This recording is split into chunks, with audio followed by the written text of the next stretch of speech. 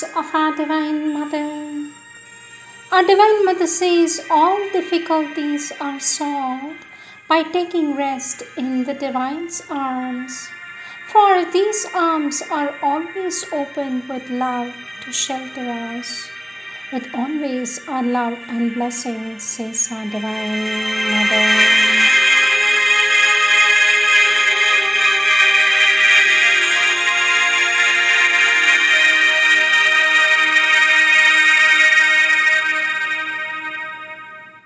Words of our Divine Mother taken from the compilations of the works of our Lord Sri Aurobindo and our Divine Mother, book Psychic Being, topic Growth of the Psychic Being, page 17.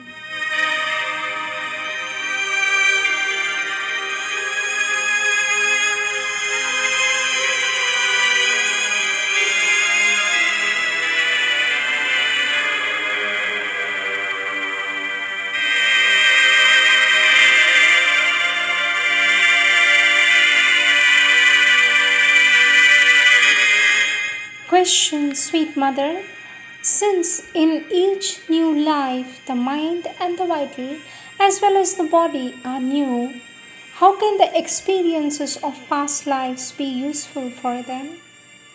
Do we have to go through all the experiences once again? For this, our Divine Mother says that depends on people. It is not the mind and the vital which develop progress from life to life. It is not the mind and the vital which develop and progress from life to life, except in altogether exceptional cases and at a very advanced stage of evolution. It is the psychic. So, this is what happens. The psychic has alternative periods of activity and rest.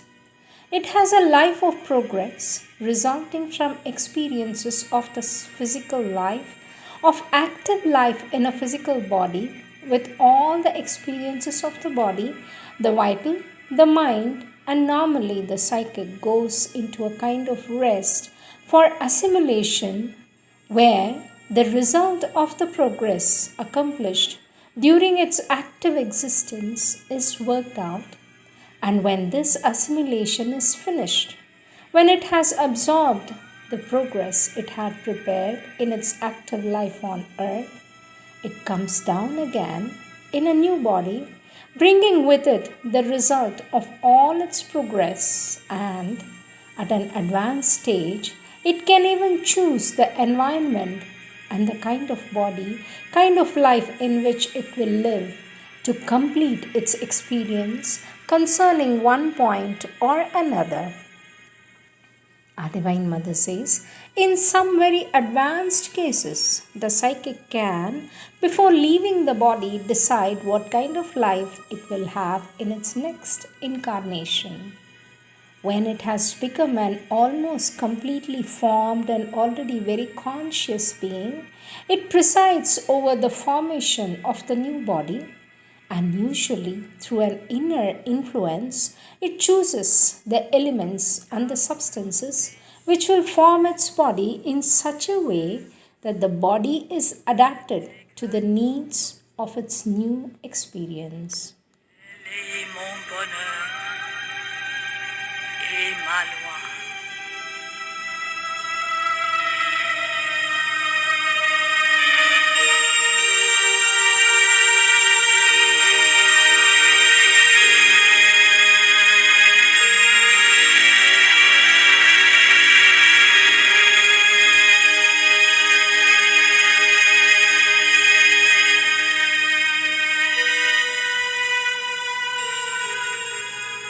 May thy will be integrally done, O Lord. It is my happiness and my law.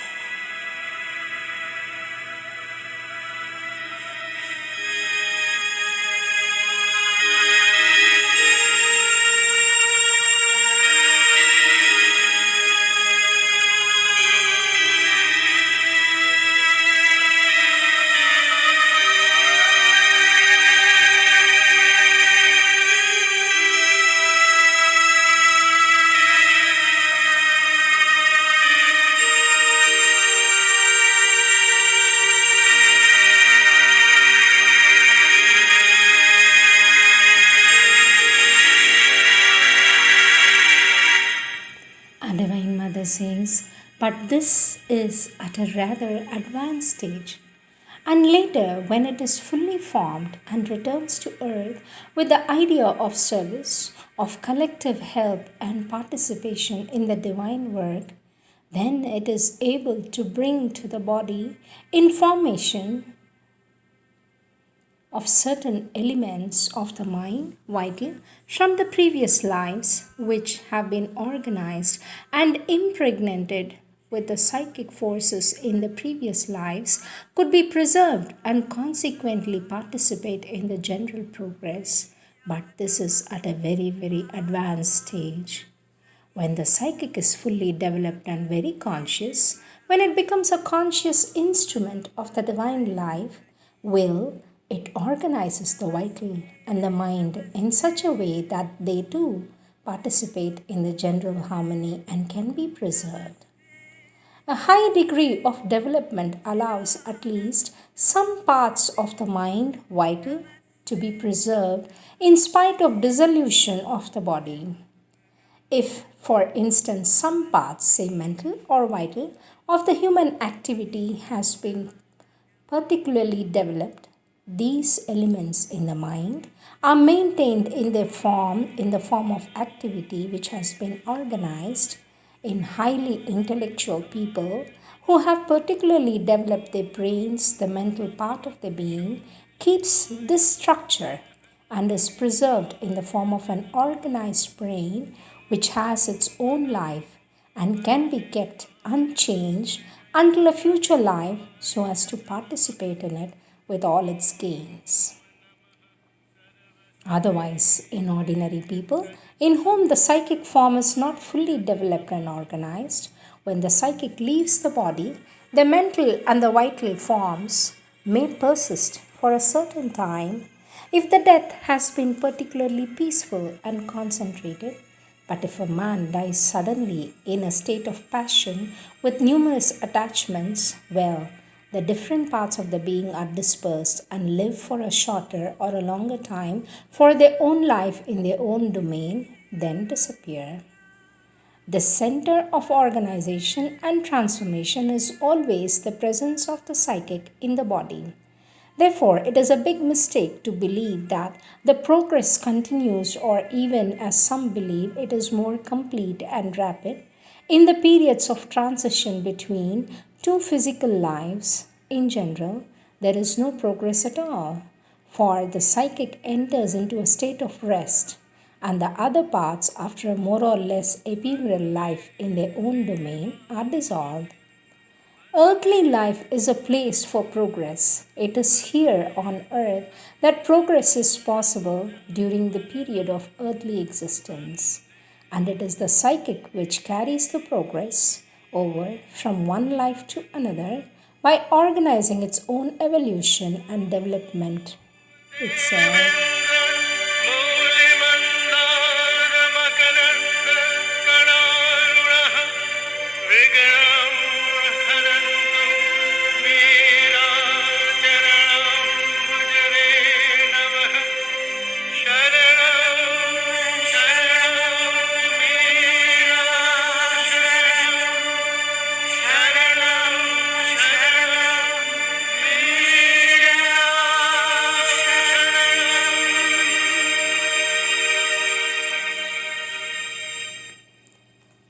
Question, sweet mother.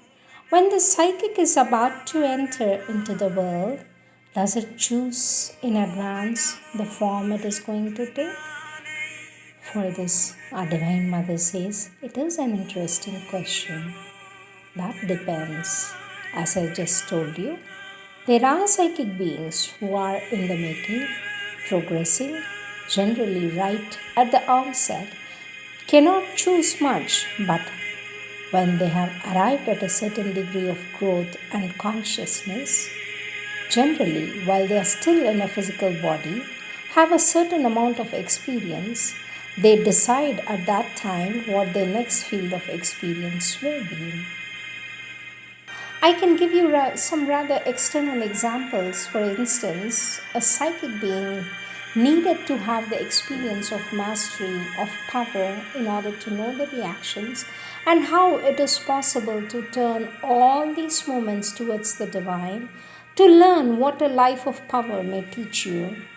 It took birth in a king or a queen. These enjoyed some power, and during that time they had the experiences. They reached the end of the field of experience.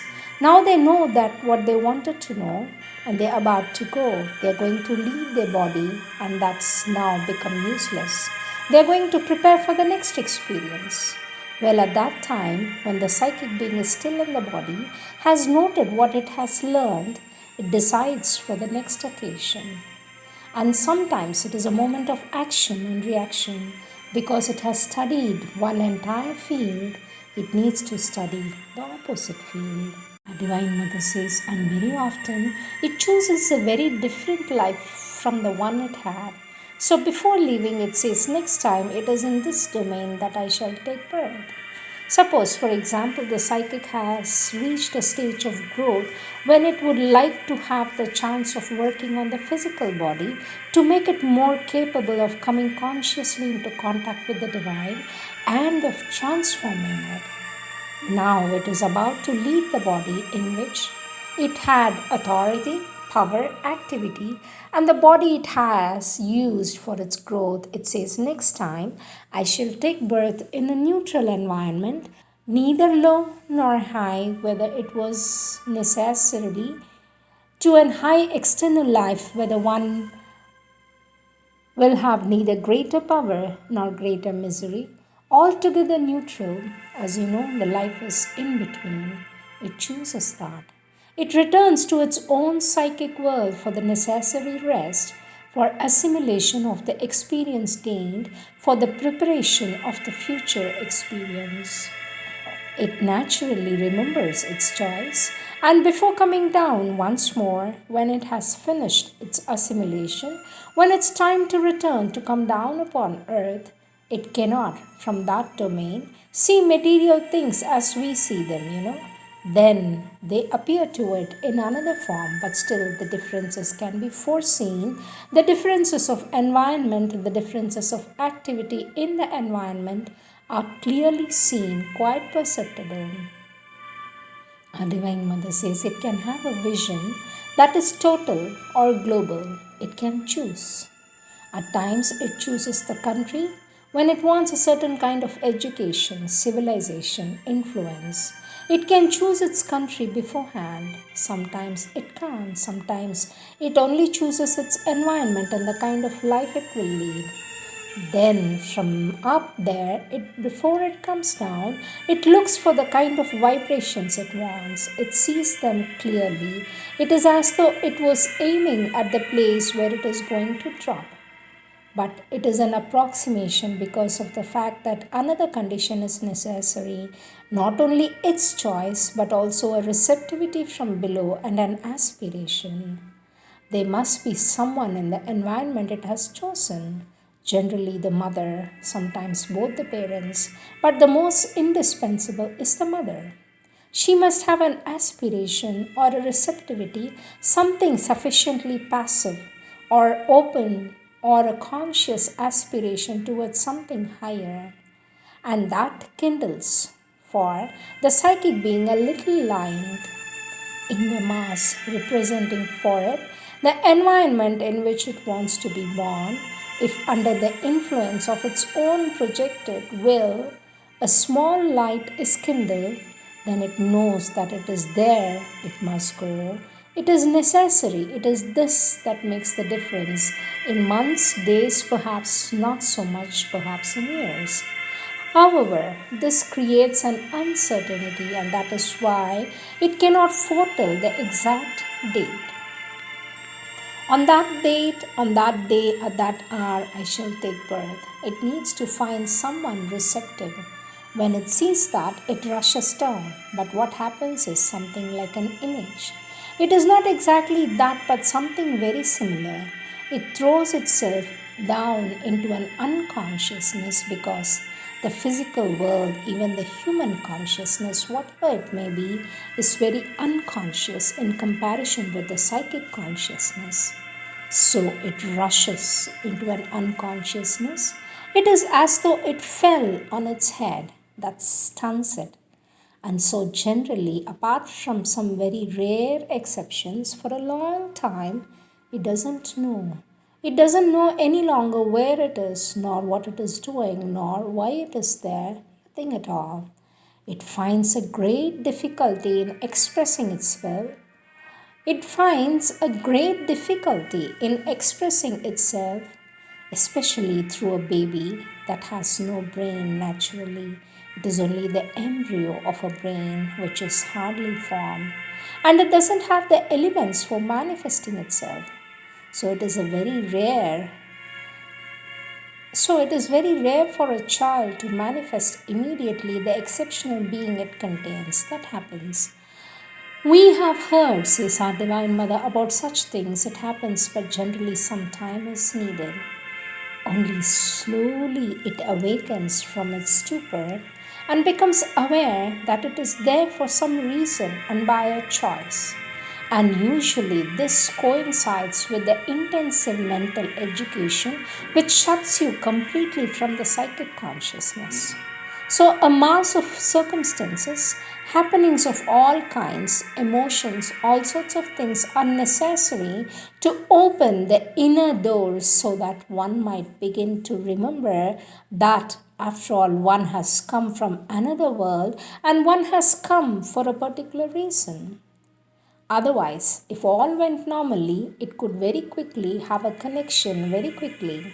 If it had the luck to find someone possessing a little knowledge, instead of falling into a world of ignorance, it fell upon a little bit of knowledge, everything would be done quite quickly.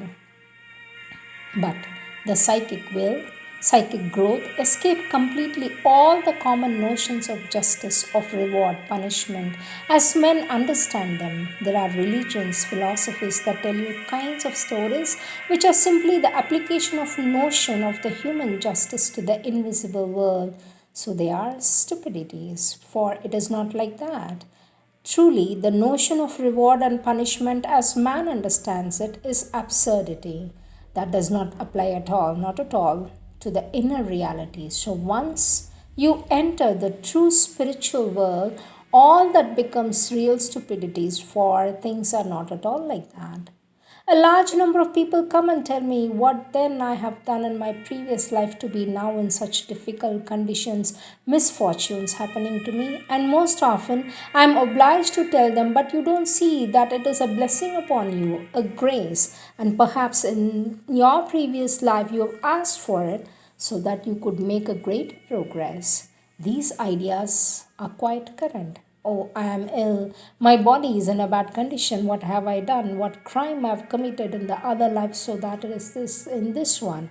This is all childishness. Each time that a soul takes birth in a new body, it comes with the intention of having a new experience which will help it to develop, perfect its personality. This is how the psychic being is formed from life to life and becomes a complete, conscious, independent personality, which once it has arrived at the summit of its development, is free to choose not only the time of its incarnation, but the place, purpose, and the work to be accomplished. Our Divine Mother says its descent into the physical body is necessarily a descent into darkness, ignorance, unconsciousness, and for a very long time it must labor simply to bring a little consciousness into the material substance of the body before it can make use of it for the experience it has come for. So, if we cultivate the body by a clear sightedness and rational method, and at the same time we are helping the growth of the soul, its progress and enlightenment, says our Divine Mother.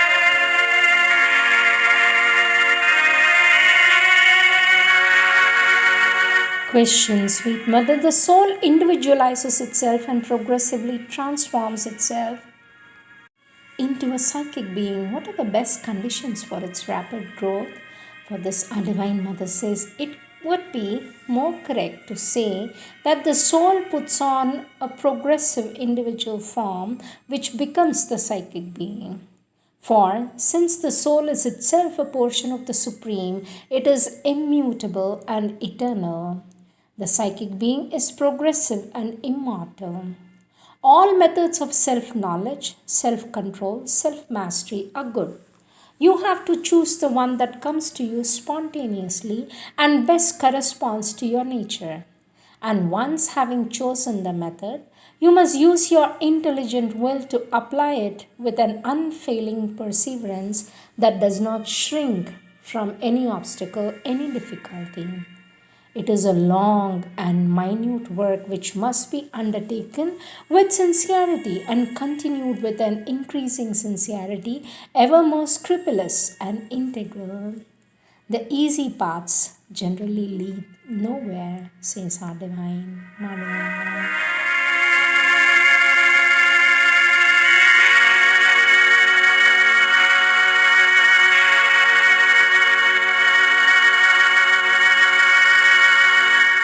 Question, sweet mother, how can one make one's psychic personality grow? For this, our Divine Mother says it is through all experiences of life that the psychic personality grows, develops, finally becomes a complete conscious free being. This process of development goes on tirelessly through innumerable lives. As if one is not conscious of it, it is because one is not conscious of one's psychic being. For that is the indispensable starting point. Through interiorization, concentration, one has to enter into conscious contact with one's psychic being. This psychic being always has an influence on the outer being, but that influence is always occult, neither seen nor perceived nor felt, save on truly exceptional occasions.